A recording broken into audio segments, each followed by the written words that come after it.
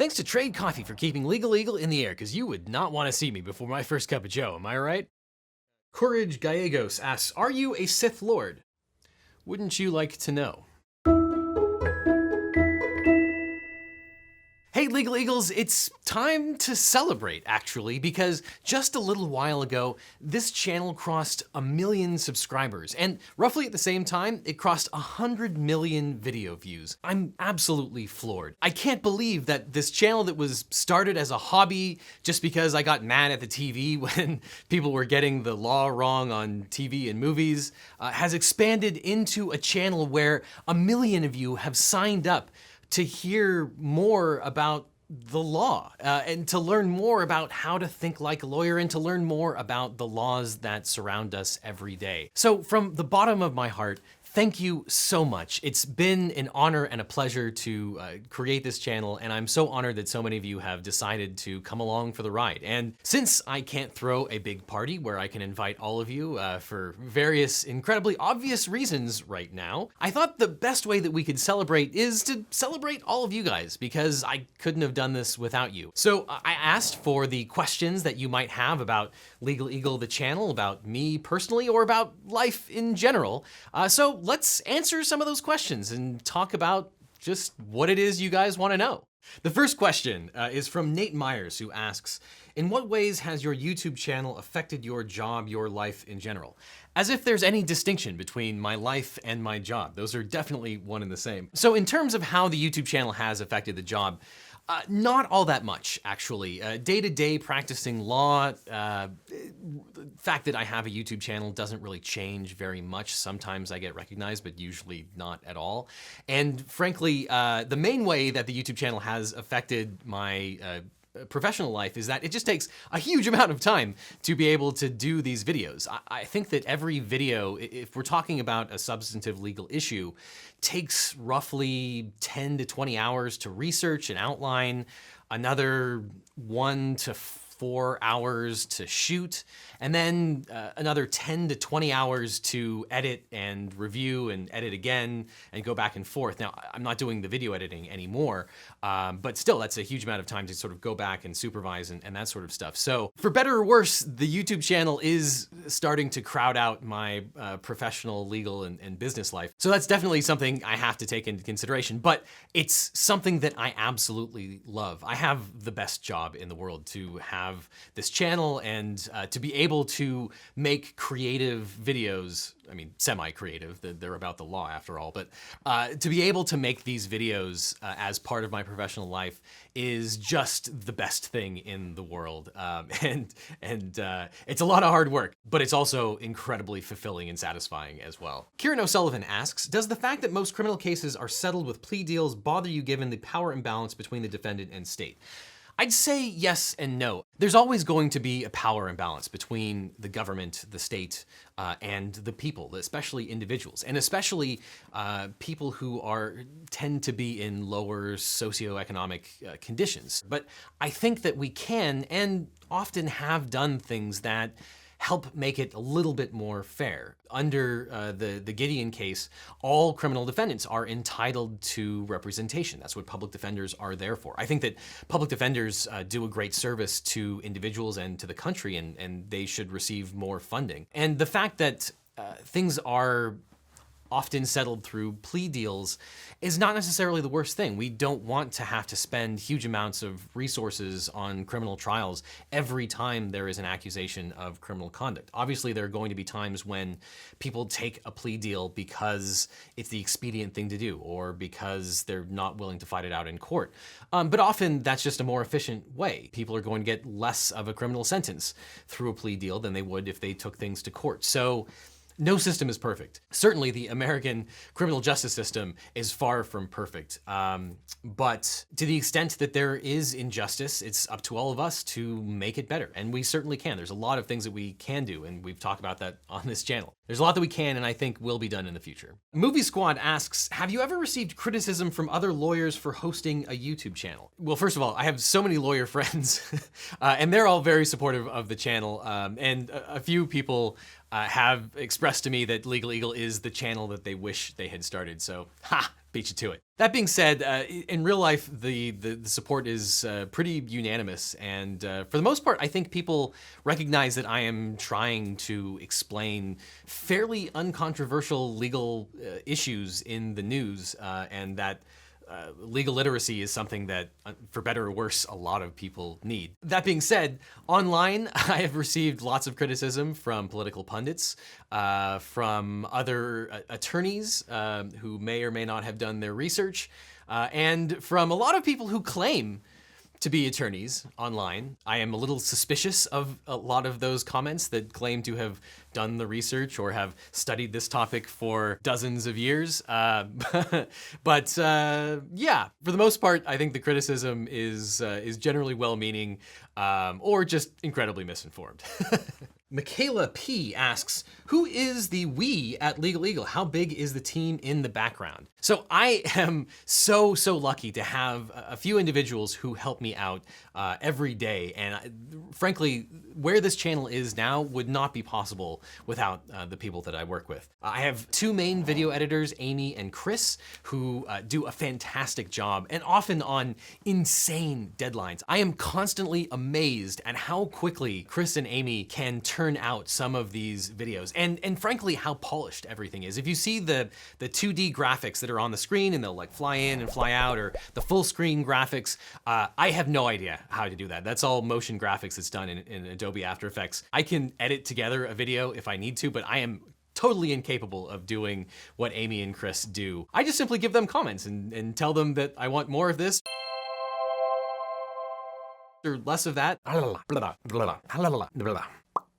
And they make it happen. In addition to that, I work with two amazing attorneys, Andrea and Rob, who often do a huge amount of legal research when there is a topic where I'm not a subject matter expert. For example, the video I did on posse comitatus. That is not a law that I deal with on an everyday basis. And there's like one guy who has ever done any research on that particular topic. Often I need help with some of the research, and Andrea and Rob are incredibly amazing when it comes to helping out with actually researching these sometimes very arcane and archaic laws that, because of the times that we live in, somehow rear their ugly head, and we have to figure out what's going to happen and what the legal confines are of the various situations that we deal with. I also work with some amazing animators, Alex and Nick, who are responsible largely for the animated series, The Case Of, that deals with various true crime related things. So that's the lion's share of the team over here at LegalEagle. I'm hoping to expand. I'm hoping to be able to do more videos, which may require that the team get even larger. Definitely would not be possible by myself, and I'm so indebted to having such an incredible team, and I'm looking forward to working with them in the future on this. Ashman Rich asks, everyone out here asking hard-hitting questions, and I'm interested in one thing. Pineapple on pizza, yay or nay, and why?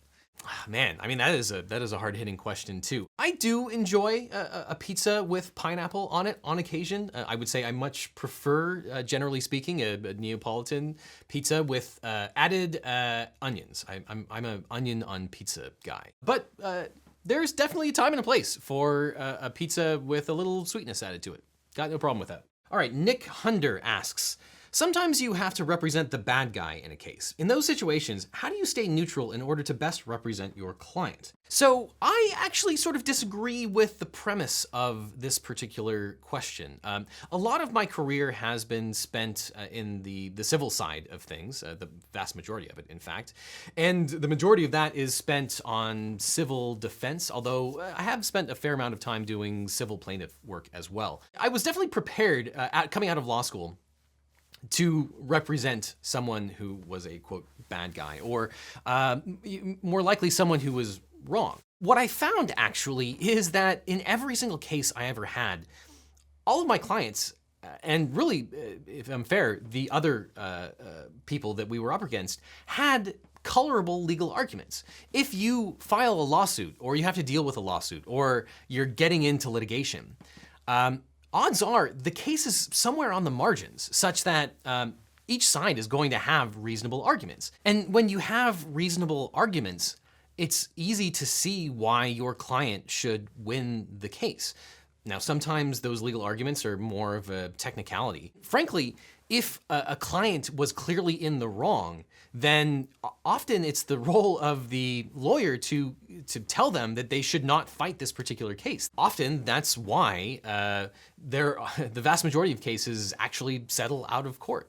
So if there was a rare instance where I didn't feel like the client had a leg to stand on, then almost certainly that client would have settled and gotten out of the lawsuit that way. If you get into multi-million-dollar litigation and you keep going forward and you get to trial, the reason that you're in trial is because both sides think they can win. So that's actually the rarity, to actually get that far into a case. For the most part, if people did something wrong, they're gonna settle and try and get out as quickly as possible. Sergey Niskanen says, how can one become a judge? Are there some special law schools for that? Or is it more a question of long-term legal practice and general experience? Or maybe there are some very specific requirements. Have you ever considered a judicial career for yourself? How you become a judge? Well, that depends on the jurisdiction. Some are appointed by the governor or the president, and some are elected. Depends on where you live and the particular court you're dealing with. No special law schools. Any law school will do, though going to a higher ranked law school makes you more likely to become a judge, I would probably say. Though, when you are appointed to be a judge, often certain states and the federal system will send you to judge school, because often people don't know what they're doing, and it's sort of a crash course in actually being a judge. So technically there is sort of a special judge school. And I have absolutely no aspirations of becoming a judge myself. I am very, very thankful that we have a lot of good judges out there, but that is definitely not something I would want to do myself. All right, let's do some rapid fire questions. I think I've been taking this way too seriously, and I want to get through a bunch more of these questions, so let's try and do it. Christopher Miller asks, when did it become comfortable speaking in front of a judge? I have never had a problem speaking in front of a judge. I think that dates back to doing speech and debate in high school, and actually, frankly, in middle school and maybe elementary school. I did a bunch of speech competitions. So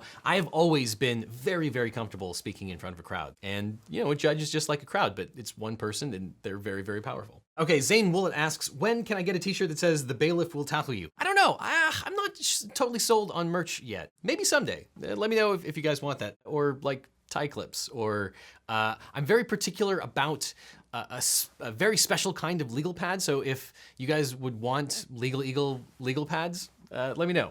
Maybe merch is in the future. I could definitely make that happen. Kelp Shaw asks, why did you become a lawyer and then stop to do YouTube? Seems to me a lawyer would be an easier job. Well, I haven't stopped being a lawyer. I still practice all the time, though YouTube is definitely taking up a larger and larger portion of my day-to-day life, which is awesome because YouTube is really, really creative. Who gets to make creative video essays all day long? You know, being a lawyer is great. I love it. I always wanted to be a lawyer. But also, the deadlines are terrible in the sense that sometimes if you miss a deadline, your client is screwed. And to live under the Damocles of these looming deadlines, man, that is no fun. At least in YouTube, if you miss a video by a day, it's not jurisdictional and you get kicked off of YouTube. That can happen in real life as a lawyer. So, you know, YouTube is fun. Try Monster asks, what is a part of your job that people typically don't realize lawyers do? I would say probably telling them not to sue, or that a lawsuit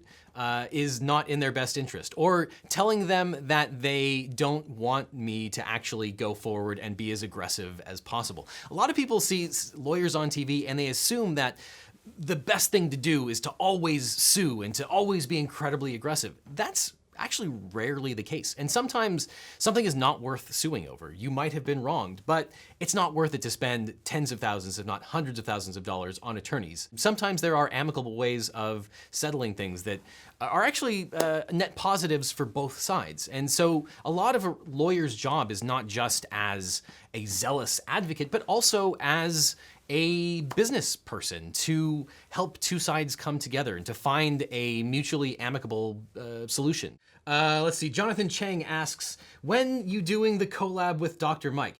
When Dr. Mike responds. If I need to stand outside of his apartment with a boombox over my head like John Cusack to make that happen, I will totally do that. Dr. Mike is awesome. You should definitely watch his channel, and I hope someday we get to collaborate. Courage Gallegos asks, are you a Sith Lord? Wouldn't you like to know? All right, Susanna asks, I am a high school student and have considered becoming a lawyer, but I'm unsure. What are some ways I can know if being a lawyer is the right career I should go into? Well, a couple of things. Number one, you can do mock trial in high school. I did mock trial all throughout high school, college, and law school. While it's not the greatest representation of the day-to-day life of a lawyer, it will give you a taste for litigation, and it will make you a better public speaker, and it will help you think on your feet. In addition to that, pay attention in English class. What lawyers really do every day is write. They write and write and write. They'll do some research and then they'll write some more. And so being a lawyer is more about being a great writer than it is being a great public speaker, generally speaking. If that appeals to you, then law school might be the way to go. Pedro4816 asks, are you going to read all of the comments, including this one? Yes. Idiot asks, since you've looked at a lot of legal movies, what do you think makes a legal movie enjoyable while still being accurate?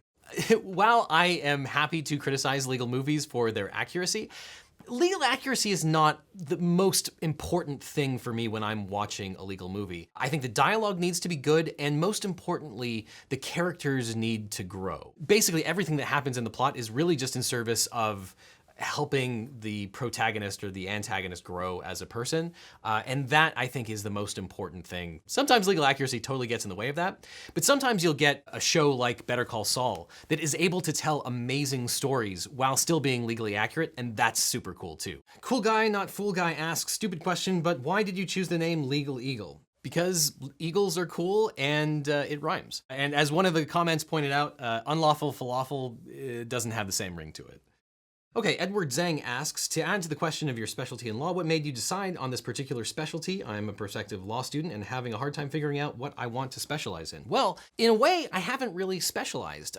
I am a litigator and trial lawyer, so I guess my specialty is the process of the lawsuit, the process of going to trial. But in terms of the substantive law that I deal with, it has varied widely. It includes copywriting, it includes class action defense, it includes contracts, business, IP, banking, and it's great that every day I get to research something new. It keeps things fresh. And that's one of the things I love about this particular channel is that I get to do research into new parts of the law to become a momentary expert about these particular things so that I can explain the law to other people. So in some ways, I haven't had to specialize, and that's one of the things that I think is great about being a litigator and or a trial lawyer. Bren S. asks, what was your proudest moment as a lawyer?